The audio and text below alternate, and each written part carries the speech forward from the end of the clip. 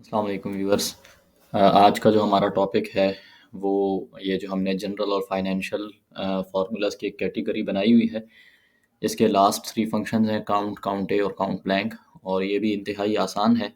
तो देखते हैं इन फंक्शंस को कैसे हमें क्या रिजल्ट्स मिलते हैं। ठीक है, तो यहाँ पर अगर आप डिस्क्रिप्शन देख लें तो यहाँ पे काउंट का जो फंक्शन है वो यूज़ होता है।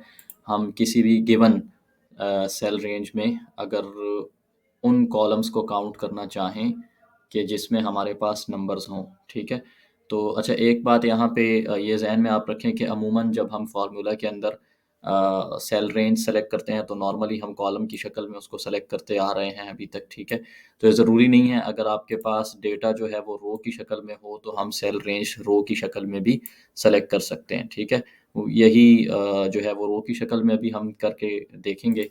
तो यहाँ पे आते हैं इक्वल्स टू काउंट। अब जैसे कि मैंने बताया ये वो तमाम सेल्स काउंट करेगा कि जिसमें आपके पास नंबर्स हों। ठीक है, यानी अल्फ़ाबेट्स और एम्प्टी कॉलम्स को ये इग्नोर करेगा।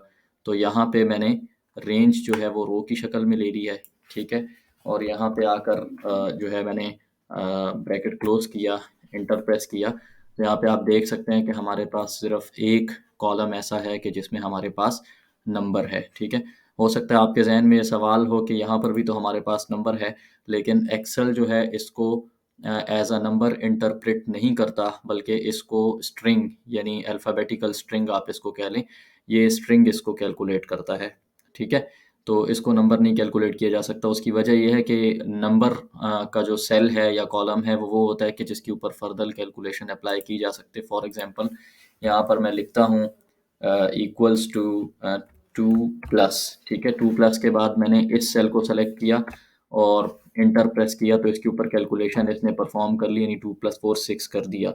लेकिन इसी को एडिट करके अगर मैं ये B3 के बजाय इसको ले लेता हूँ तो ये देखें ये वैल्यू का एरर देता है। उसकी वजह ये है कि फार्मूले का जो पहला हिस्सा है वो तो नंबर है, लेकिन ये दूसरा हिस्सा यानी जो सेल एड्रेस है C3 में और इसमें जो वैल्यू है ये चूँकि नंबर नहीं है, इस वजह से ये वैल्यू का एरर देता है। ठीक है, तो ये आपको यहाँ पर सिर्फ ये समझाना था कि हमारे पास जो ये काउंट का फंक्शन है ये वो सेल्स काउंट करता है जो हमारे पास जिसमें सिर्फ नंबर्स हों, अल्फ़ाबेटिक्स और ब्लैंक्स को ये इग्नोर करता है। ठीक है, इसके बाद हमारे पास दूसरा जो फंक्शन है वो काउंट ए का है, और काउंट ए क्या करता है, ये तमाम ऐसे सेल्स को कैलकुलेट करता है जिसमें कोई ना कोई वैल्यू हो, यानी चाहे नंबर्स हों चाहे अल्फ़ाबेट्स हों।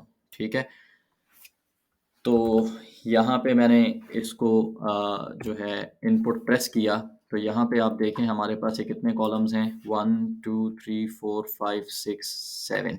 ठीक है, लेकिन इस 7 में से जो है एक कॉलम जो है वो हमारे पास एम्प्टी है, तो ये एम्प्टी कॉलम्स को इग्नोर करता है। बाकी चाहे नंबर्स हों चाहे अल्फ़ाबेट्स हों, सिंबल्स हों, जो कुछ भी हो, यानी डेटा होना चाहिए एक कॉलम के अंदर, वो जिस किस्म का भी हो ये उसको कैलकुलेट करता है। ठीक है, और इसके मुतरादिफ फिर हमारे पास मुतज़ाद इसके पास जो है हमारे पास काउंट ब्लैंक का है।